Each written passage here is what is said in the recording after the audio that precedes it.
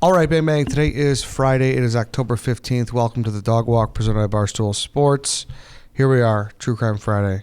True Crime Allie. Allie, how are you today? I'm good. We're back. We're back. We're doing a lot today. We're doing a lot, yeah. We're Got recording a couple episodes, but you're just getting here once. So some interesting ones for sure. Before we really get into it, though, I do want to talk about Dude Wipes, Allie. Dude Wipes are awesome. DudeWipes.com. They have so many products. And I'm going to keep hammering the bidet, the Dude Wiper 1000. It's super easy to set up. And I just honestly just can't stress on how much of a game changer it is. And that's like ad aside. It really is. Like even if I wasn't selling or, had Dude Wipes on the show today and this week, I would just tell you how awesome this thing is if we were sitting down at a bar or, watching TV. So go check that out. Also use their wipes. I've used many different kind of wipes, and Dude Wipes is the best. They also have an energizing face wipe, which is good. Allie, I know you like to go to towel.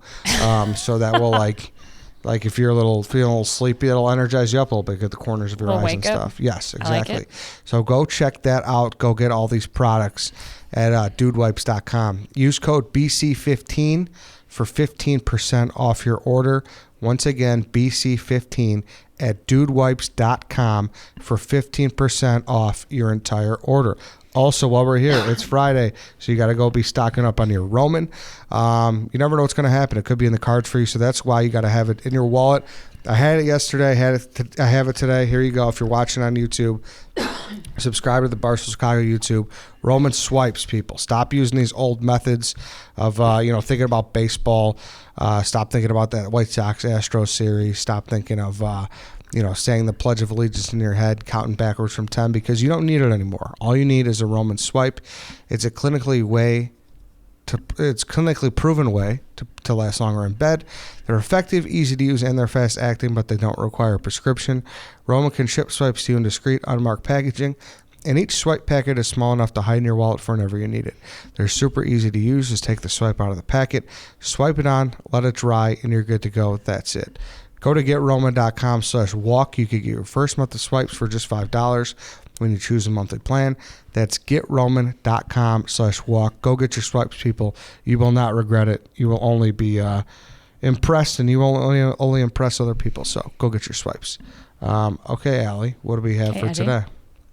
Today we are talking about the murder of Bryan Pata. Pata? P-A-T-A? Yeah. Okay. Pata. Yeah, I think that's okay. Pata. This is in I don't want to say in lieu of, in football season. It's a football episode. It takes place in November of 2006. So more recent than a lot of the cases we talk about, which are in the 70s, 80s, and 90s. Bryan Pata was a 22-year-old defensive lineman for the Miami Hurricanes. And in November of 2006, November 7th, he was coming home from practice. He had got out of his car. He was at his apartment. And so he gets out. He's walking across the parking lot. Boom. Right there, somebody shoots him in the parking lot, execution style. And he's dead. Like, just coming home from practice right then and there. Now, he was murdered there in cold blood, and it immediately became a really tough case to even just like pick a spot where to start. Because first of all, it was kind of this, it was very clear that this was intentional. This was not a random shooting. But police could not rule out a random shooting immediately. They have to get somebody with a motive. The problem with that was, this Bryan was 6'4", 280. Like, he's this big football player who's got a target on his back. If this was a random shooting, why would you pick such a big person? I mean, I guess, when you're staring down the barrel of a gun, doesn't matter how big you are, but still, if it's a random shooting, it's probably not the victim that they're going to go after, like somebody of like that's really tall and really big and playing football, he's muscular. And so, but again, they couldn't rule anything out. Now, the problem with finding a motive is that there were a lot of people that could have had motive to kill Bryan. Now, meaning, you know, not that he was a bad person in any way, but he was involved in a lot of things that would give people motive. So, for example, he got into recently, prior to being shot, he had gotten into a fight at a club with a gang member, which ended in that person that he got in a fight with, the gang member saying, you know, we're going to get you. We're going to find you. We're not finished with you yet. That's one, that's terrifying. Oh yeah. But two, I mean, that can be some messy stuff to deal with. So some of the people that he was not only involved with, but was having these confrontations with and getting into fights at clubs and stuff like that. So that right there gives motive on that side, right? There was another dispute that he had with somebody over stolen rims. Potentially, you know, could have been a revenge or getting back. There was another person that so his kind of like hobby or his, you know, side gig, whatever maybe, was like tricking out cars and reselling them. So there was a couple things with cars. There was one dispute over stolen rims. There was another dispute with somebody who he had sold basically a lemon car to, and they were, you know, really upset about it. His relationships, and we look at his relationships. He had a live-in girlfriend who had one of his team members had dated prior, and that team member was very open to trash talking, you know, the relationship and stuff. So there could have been bad blood there.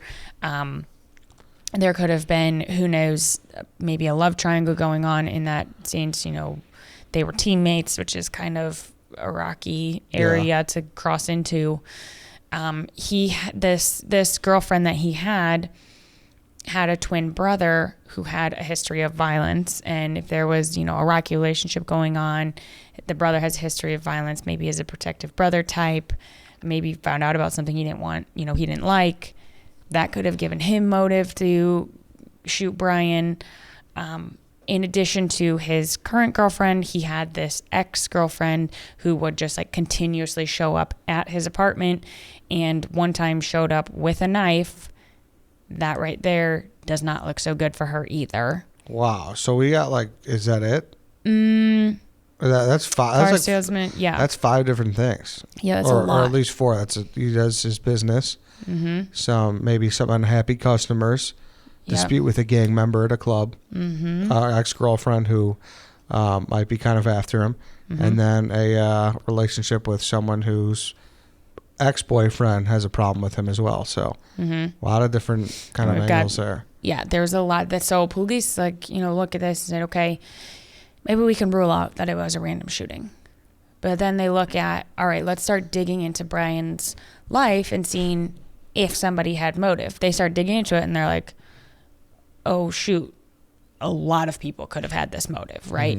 You're dealing with gangs. You're dealing with people who have a history of violence. You're dealing with people you've got bad blood with. You're dealing with relationships and feelings, and you're dealing with bad business. All these things, you know, so basically police have no choice but to start like knocking down the list, eliminating one by one what it may have been. Now, Bryan was, actually he was 22, so he was only a few months away from being selective, potentially as potentially second or third draft in the NFL. Second or third round. Yeah. And so he was pretty good. He was good at football, and his first order of business. So he grew up in very close to the poverty line, and so he didn't come from a lot. And his first order of business after being drafted into the NFL was to buy his mom a house.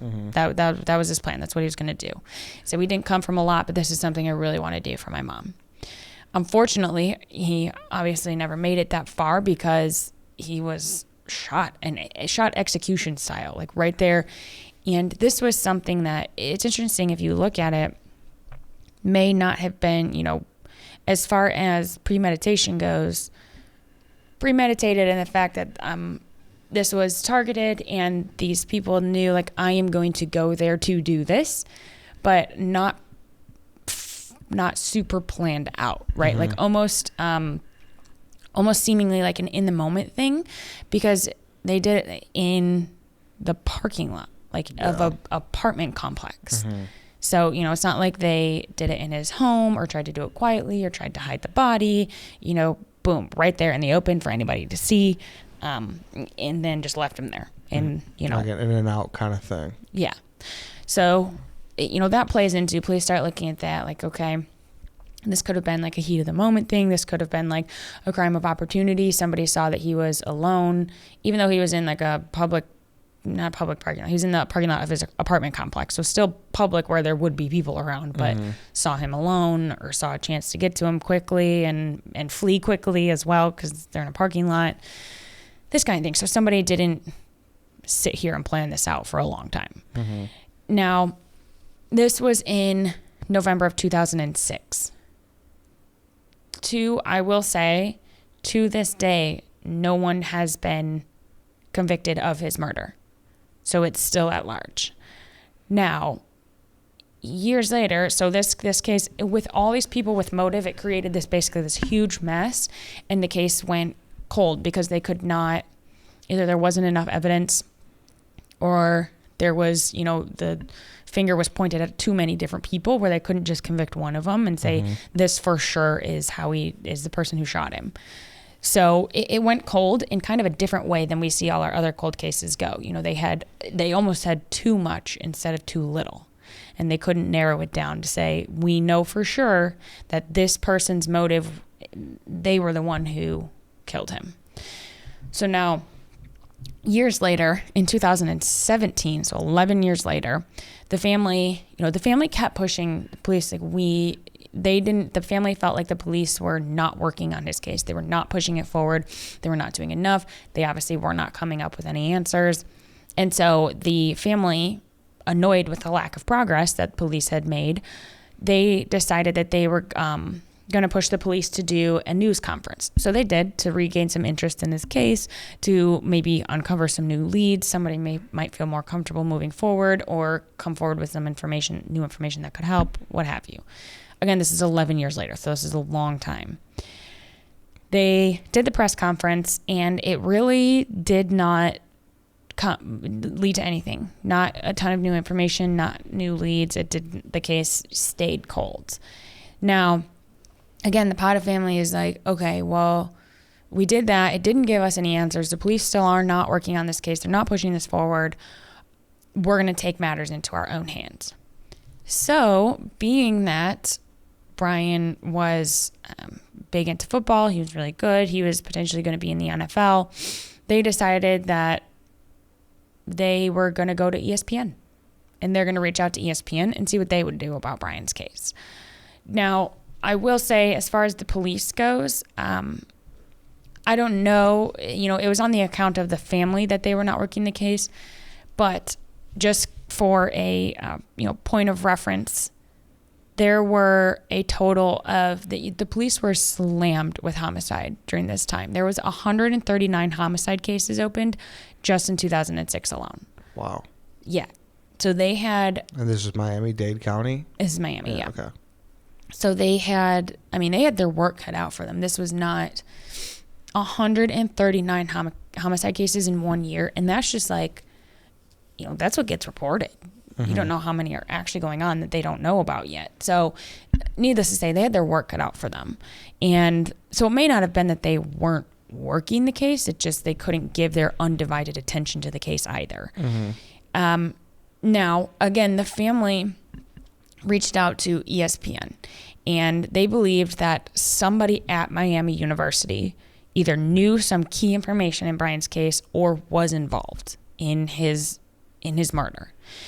So they thought, the family, essentially their reason behind reaching out to ESPN was they thought that if they could get Bryan's case covered on College Game Day, that they would get this case moving and new information would come out or new leads would come out that they could present to the police. ESPN took this and they said, okay, we're going to do a huge deep dive and see what this is all about. So that's what they did. They collected thousands of documents, and they approached, they reached out to people that police hadn't even talked to yet. And so they were doing like an investigation of their own. And they wanted to figure out, okay, what exactly is going on here? What have the police missed? What else can we gather? And they gathered all their evidence and they gave it to the police and said, here's a ton of, people, documents. Let's retrace Bryan's step. Let's see who he was involved with at this time. And they gave it all to the police, and the police came up and said, okay, this is not a random shooting. Okay, well, we knew that. Yeah. That's something, yes, we know this. Mm-hmm. Now, fast forward to August 2021, charges get brought against somebody. Rashawn Jones, who was a former teammate of Bryan, was actually arrested in August for the death of Bryan Pata. Now, there is a lot of controversy around this because obviously it's been, 15 years. So if there were really, really strong evidence against him, why did the police sit on it for 15 years? Essentially, that is what Mr. Jones's defensive team is saying. They're saying, so right now, because this is an active investigation and because somebody was just arrested for it and charges were brought against him, the police have not released exactly what evidence they have that it was Jones. Now, Jones's defensive team is saying, if they have super strong evidence, why would they sit on it for 15 years? Or essentially, they can't have that strong of evidence because it's been 15 years and they have never it took them this long to bring charges against him. And Rashawn Jones is his former teammate, right? Right. Yeah. Okay. So, and like the family said, that was their whole reason for reaching out to ESPN in the first place, was they were convinced that somebody on the team had something to do with it or knew key information. There was something that was missing from that aspect. Now, Jones and Pata were known to have bad blood. They had, some issues with each other, and it's not super clear what that bad blood was or if it was settled before Bryan died. Rashawn Jones's wife, swears up and down that the two of them had settled their beef and it had nothing to do with Bryan's murder. That we don't know if that is true or not yet. That's, on her account, they had settled their beef. They squashed whatever they needed to squash and they were cool. Obviously, the police have something or some sort of reason to arrest him after all this time. Since it is not gone to trial yet or anything, they haven't released exactly what that evidence is to the public. The state's attorney's office, though, says that they have enough information and they have enough evidence to prosecute Mr. Jones, and some of that evidence includes cell phone tower evidence. So whatever information they have from either Bryan's cell phone or Jones's cell phone to say, hey, this evidence matches up enough and we have enough other evidence to prosecute you. So they must have something. They obviously have something that they obviously can't share it with the public at this time. Again, Jones's defensive team, their biggest thing right now is it's been so long. How strong of evidence can you really have after all this time? Why did you sit on it after all this time? It could very much be that they have a ton of evidence against him and absolutely have enough to prosecute him. It's just that they were so overwhelmed, or this case kind of got pushed under the pile for a while. Lost in the shuffle. Yeah, and that could have, it's very unfortunate if that's the case. But if that is the case, they at least might have enough to bring someone to justice now versus never. Now, Rashawn Jones has pled not guilty to all accounts regarding Bryan Pata's murder, which includes second-degree murder with a weapon. Now, Jones was originally arrested for first-degree murder, which means he could be facing, just because he's facing right now second-degree murder with a weapon does not mean that he can also be, there can be additional charges to come later. They could also maybe get him on first degree, or they can add this charge and that charge. They potentially can pile on some more charges with that. Now, in order to prosecute him, or in order to bring these charges to fruition, the prosecutors have to bring this case in front of a grand jury, which means they need to have enough evidence to bring this in front of a grand jury. But it also means that if they bring it in front of a grand jury, it is not a public That does not become public information. Grand juries always stay secret. They always stay closed off to the public. We will not know what they decided, what exactly was brought in there, what evidence, what charges, that kind of thing. That is closed off to the public. So if they go that route, then we are not going to know a lot of detail that goes into this. If they bring it if it goes to trial, that's when the information would start coming out to the public. That's when the information becomes public because they went to trial. So we would start finding out what evidence they have, what charges, what the motive behind that was, what beef exactly they had with each other, those kinds of things. So we're going to have to see. The first step right now is to bring it to a grand jury, and they can even decide if it goes to trial or not. So especially because now he's pled not guilty, so it has the opportunity to go to trial. But I think they're going to bring it in front of a grand jury first. Now, this case is obviously very active and moving as we speak. He was just arrested back in August, so it's been like a month and a half. So we're going to have to stay tuned and find out, if this is going to go to trial, if they're going to squash it at grand jury, and that's going to be the end of that. If they bring it in front of a grand jury and he's acquitted, I'd be interested to see if the police have anybody else in their pocket for this, or looking at anybody else, just because there were so many people that potentially could have had motive on him to kill him, that, I'd be interested to see if they have enough evidence to bring anybody else or charges against anybody else. But we will not know that until we get through Rashawn Jones first. So we're going to have to stay tuned, and hopefully we can do like a second part or something. Yeah, an update episode on this soon. Good on the family for going through ESPN. That's obviously was very smart for them to get the case back in the spotlight. Mm-hmm. What always is like frustrating for me is those like mid 2000s right there. Like this happened in 06. Mm-hmm. Such a weird time where you would think like, mid 2000s, like we should have been more advanced. There should have been more cameras around, but like there wasn't yet. And that's crazy. Just starting. There just wasn't enough yet. And that's crazy to think about, that there was, smartphones weren't really there. And when did the iPhone come out? I think that came out around 2007. Oh, so it was just before that. Maybe something like that. Like not enough to. Yeah, somewhere around there in that area. But you know what I mean? Like that's like the case like that like boggles my mind. And like, because you think you're like, 2006, like that wasn't that long ago. That was 15 years ago. Yeah. And think like how far all this technology has come even in that time, and that we didn't have, even still weren't advanced enough to, and maybe police have some of that kind of stuff. Like maybe they have CCTV footage. Yeah. But again, you don't know, like just because it was a thing, that doesn't mean that it was everywhere at that time. Mm-hmm. So they would be kind of like, you would be really lucky if you could find it. Yeah. And that would be like a huge break in the case. But and maybe they have that, I don't know. But I get what you're saying, where it's just not. Yeah, because the case that always boggles my mind the most is the Jennifer Kessie one. And I did that before you were in the fold here.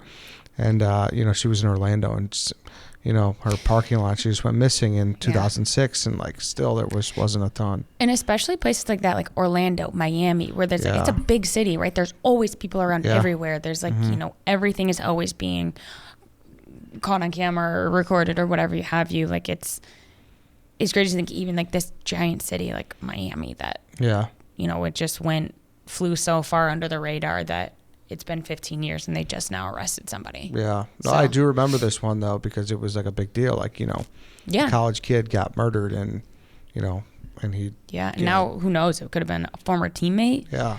And, crazy. ESPN was all over it. So it was a big one. So we're going to have to stay tuned for that one. Hopefully, unfortunately, if it goes to a grand jury, we might not ever get much information out of it, but hopefully we do get some information, at least enough to give a slight update.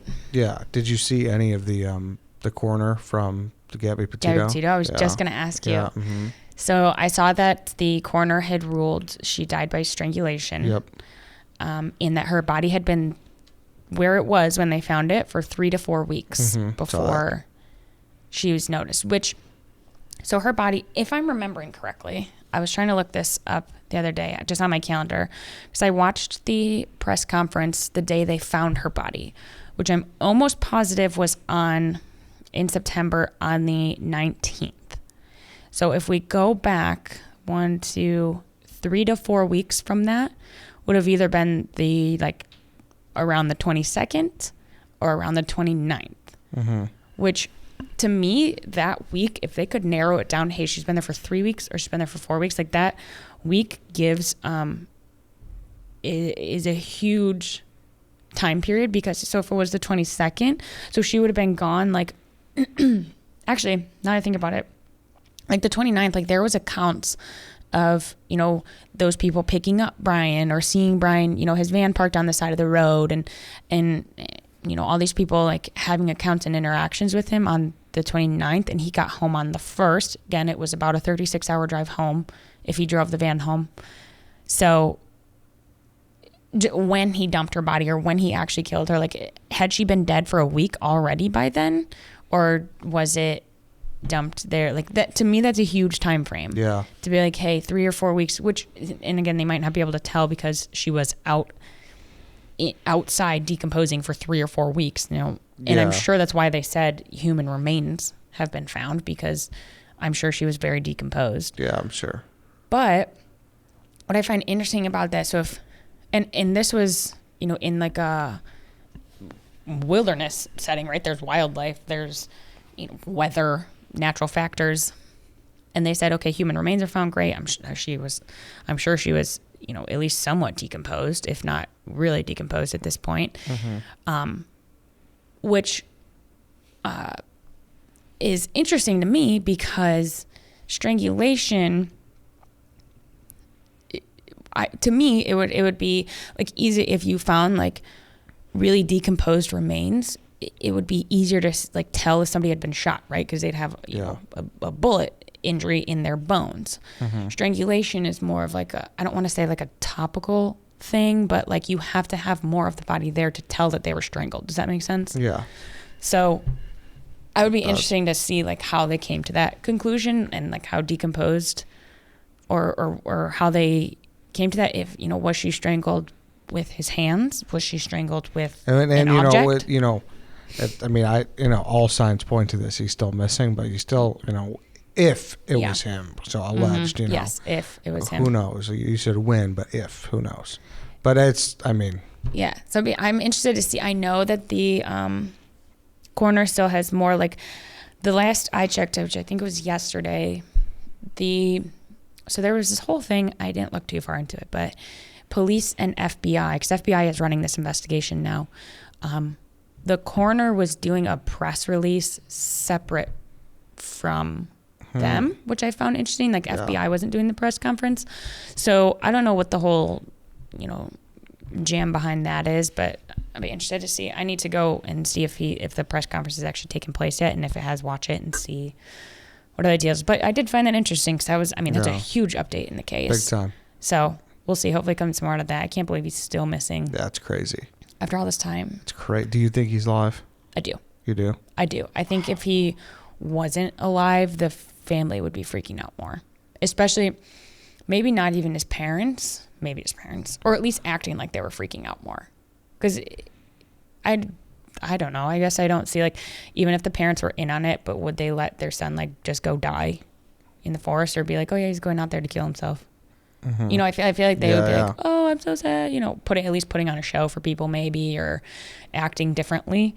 But I did see a brief thing that now Bryan's sister is saying she's not sure if she thinks, or she doesn't know, which means you can interpret that a million different ways. She doesn't know if her parents are involved or not, which doesn't look good for the family. But well, we'll see. More's going to keep coming out. Yeah, it is. But yeah, that's it for today.